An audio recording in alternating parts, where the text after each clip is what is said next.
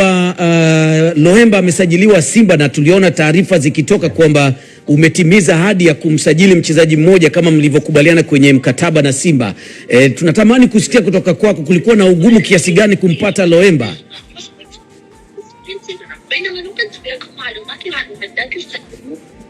Kwa sababu kama unavyofahamu kuna timu nyingi nazo zilikuwa zimejitokeza zikihitaji huduma yake, so tulipambana ili kuhakikisha tunampata.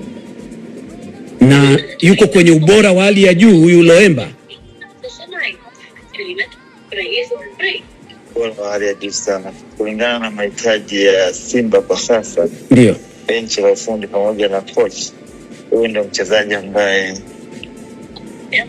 anahitajika sana. Kwa hiyo kwa uwezo wake, umahiri wake na ubora wake, wana Simba watajionea wenyewe uwanjani.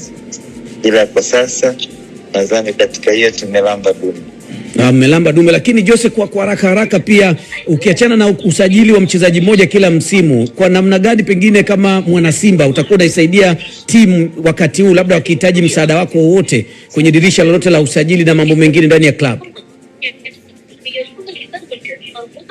Mimi na Simba tuko pamoja kwa kila jambo. Ndio. Kwa hiyo kuna mengi ambayo tunayafanya wote kwa pamoja. Kuna vingi ambavyo tunaifanya kwa Simba.